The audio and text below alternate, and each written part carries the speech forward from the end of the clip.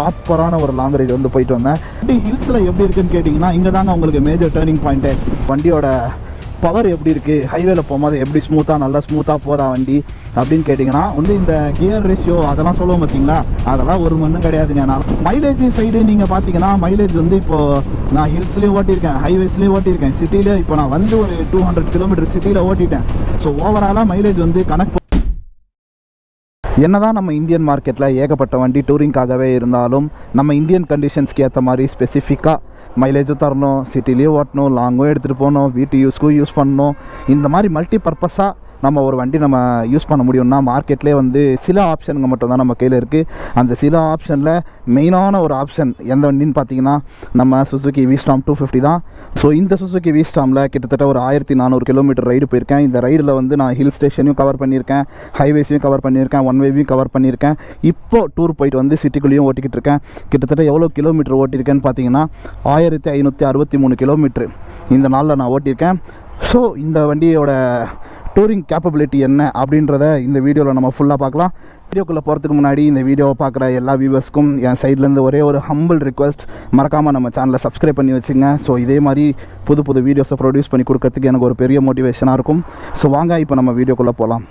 இந்த தடவை தான் நம்ம டீமோட சேர்ந்து ப்ராப்பரான ஒரு லாங் ரைடு வந்து போயிட்டு வந்தேன். ஸோ இந்த தடவை வந்து நான் விஸ்டாமில் எக்கச்சக்கமான விஷயங்களை வந்து நான் நோட் பண்ணேன். ஸோ அதெல்லாம் வந்து நம்ம ஒன் பை ஒன்னாக பார்ப்போம். இந்த வீடியோவை கடைசி வரைக்கும் பாருங்கள். உங்களுக்கு வந்து வேல்யூபுளான இன்ஃபர்மேஷன் ஜஸ்ட் ஒரு 10 நிமிஷத்தில் வந்து கிடச்சிரும். உங்களுக்கு இந்த வண்டி வாங்கலாமா வேணாமான்றதே நீங்கள் டிசைட் பண்ணிவிடுவீங்க. ஸோ இந்த வீடியோ வந்து கடைசி வரைக்கும் பாருங்கள். முதல்ல இந்த வண்டியோட கம்ஃபர்ட் எப்படி இருக்குன்னு பார்ப்போம். இந்த வண்டியோட கம்ஃபர்ட் வந்து உண்மையிலுமே அல்டிமேட்டாக இருந்துச்சுங்க. ஏன்னா நல்லா வைடரான ஹேண்டல் பாரு, ப்ளஸ் நான் இதில் ஹேண்டல் பார் ரைசர் வேறு போட்டிருக்கேன், அதனால் இன்னும் கொஞ்சம் வைடர் கொஞ்சம் அப்ரைட்டாக இருந்துச்சு. ஸோ இந்த ஹேண்டல் பார் ரைசர் பற்றி நீங்கள் தெரிஞ்சுக்கணுன்னா நம்ம இன்ஸ்டாகிராமில் இதுக்குன்னு டெடிக்கேட்டடாக ஒரு ரீல்ஸ் போட்டிருக்கேன். லிங்க் வந்து டிஸ்கிரிப்ஷனில் கொடுக்குறேன் என்னோட இன்ஸ்டாகிராம் வந்து, அதில் போய் செக் பண்ணி பாருங்கள். இந்த ஹேண்டல் பார் ரைசரோட ஃபுல் ஃபங்க்ஷனாலிட்டியை வந்து நான் ரீல்ஸில் அப்லோட் பண்ணியிருக்கேன். சீட்டிங் பற்றி வந்தோன்னா சீட்டிங்கும் வந்து நல்ல பெரிய சீட்டு, பில்லியனுக்கும் நல்ல பெரிய சீட்டு. ஸோ இந்த ரைடில் வந்து நான் ரைடர் ப்ளஸ் பில்லியன் 2 பேர் போயிருந்தோம். ஸோ லக்கேஜ் 2 பேர், இது கட்டி பில்லியன் அண்டு ரைடர் உட்கார்றதுக்கு வந்து உண்மையிலுமே செம கம்ஃபர்ட்டாக இருந்துச்சுங்க. நான் பில்லியனுக்கு வந்து எக்ஸ்ட்ரா வந்து இந்த ஸ்டாண்டும் போட்டிருக்கேன். ஸ்டாண்டு போட்டதுனால பில்லியனோட கம்ஃபர்ட்டும் வந்து உண்மையிலுமே அல்டிமேட்டாக இருந்துச்சு. ஸோ ரெண்டாவது வந்து இந்த வண்டியோட பவர் எப்படி இருக்குது, ஹைவேல போகும்போது எப்படி ஸ்மூத்தாக நல்லா ஸ்மூத்தாக போதா வண்டி அப்படின்னு கேட்டிங்கன்னா உண்மையிலுமே வந்து உங்களுக்கு ஹைவேல வந்து ஒரு செம்ம பட்ரி ஸ்மூத்தாக இருக்குங்க. ஹைவேல உங்களுக்கு இந்த வண்டி ஹைவேல வந்து எந்த ஒரு பிரச்சனையுமே இருக்காது. ஆனால் அதுலேயும் ஹில்ஸ் நீங்கள் ஏற்றுறப்போ ஒரு பிரச்சனை இருக்குது, அதை நம்ம ஃபர்தராக நம்ம பார்ப்போம். ஸோ இந்த வண்டி வந்து ஹைவேல ஓட்டுறதுக்கு உண்மையிலுமே சூப்பராக இருக்குங்க.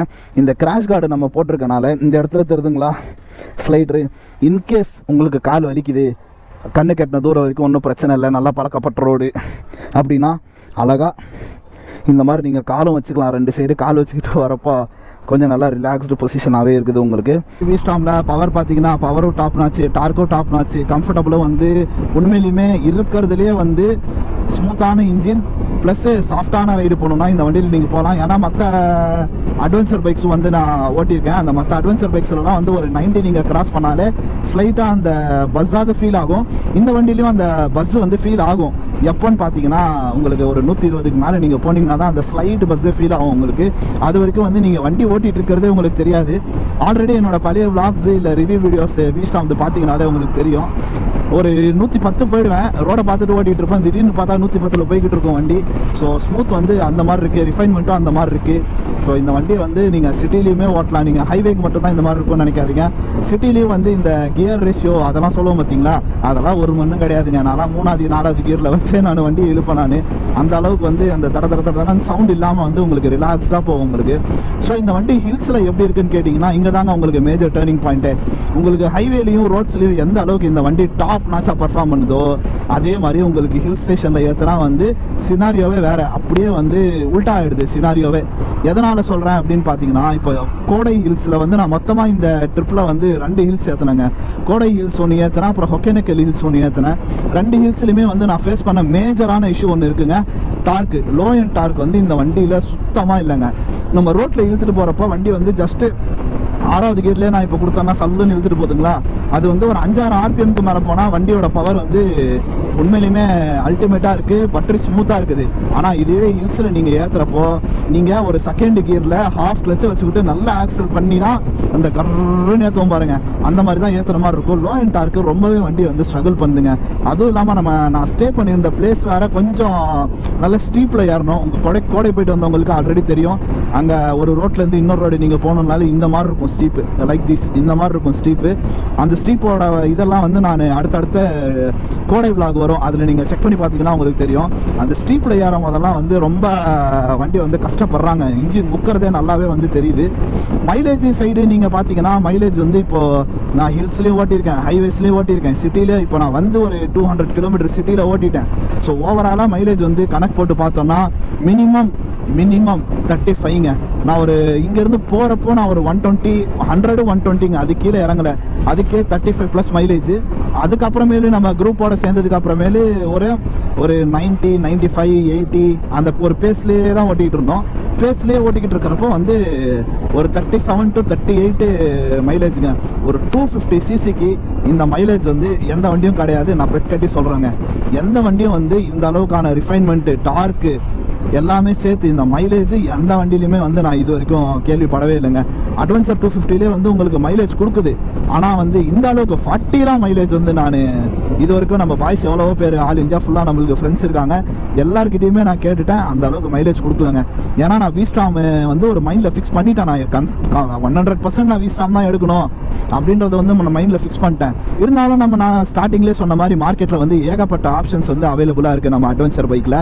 அதனால தான் வந்து நான் ஒரு KTM 250, அட்வென்ச்சர் 250, அதுக்கப்புறம் SD அட்வென்ச்சரு எல்லாமே வந்து ட்ரை பண்ணி பார்த்துட்டு அதில் சாட்டிஸ்ஃபைடே இல்லைன்னு சொல்லி தான் வீஸ்டாம் எடுத்தாங்க நான்.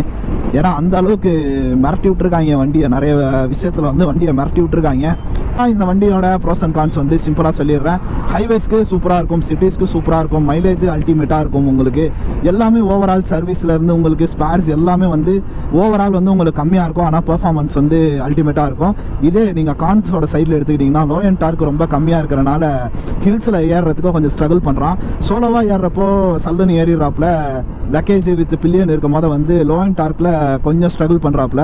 அது போக உங்களுக்கு வந்து இந்த பேட் ரோடு, கிராவலு, இல்லை திடீர்னு நடுவில் வந்து ஒரு பள்ளம் மேடு வருது, அதெல்லாம் வந்து உண்மையிலுமே சூப்பராக டேக்கிள் பண்ணிட்டு போயிட்டே இருக்கான். எந்த ஒரு ஃபீலும் வந்து நம்ம ஹேண்டில் பார் கூட வரதில்லை, சஸ்பென்ஷனே எல்லாமே இது பண்ணிடுது.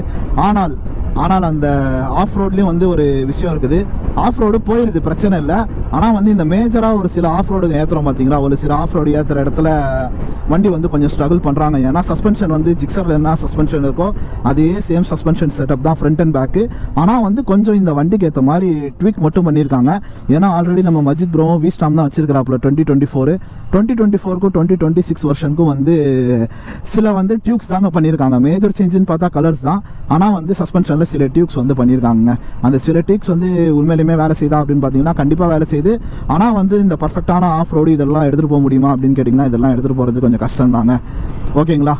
அதனால் இந்த வண்டி நீங்கள் எடுக்கலாமா வேணாமான்னு கேட்டிங்கன்னா கண்டிப்பாக மல்டிபர்பஸ்க்காகவே இந்த வெஹிக்கிளை நீங்கள் எடுக்கலாம், டூரிங்காகவும் யூஸ் பண்ணலாம். ஆனால் ஆஃப் ரோடு அண்டு ஹில் ஸ்டேஷனில் ஏற்றும் போது மட்டும் கொஞ்சம் காம்ப்ரமைஸ் பண்ணுற மாதிரி இருக்கும்.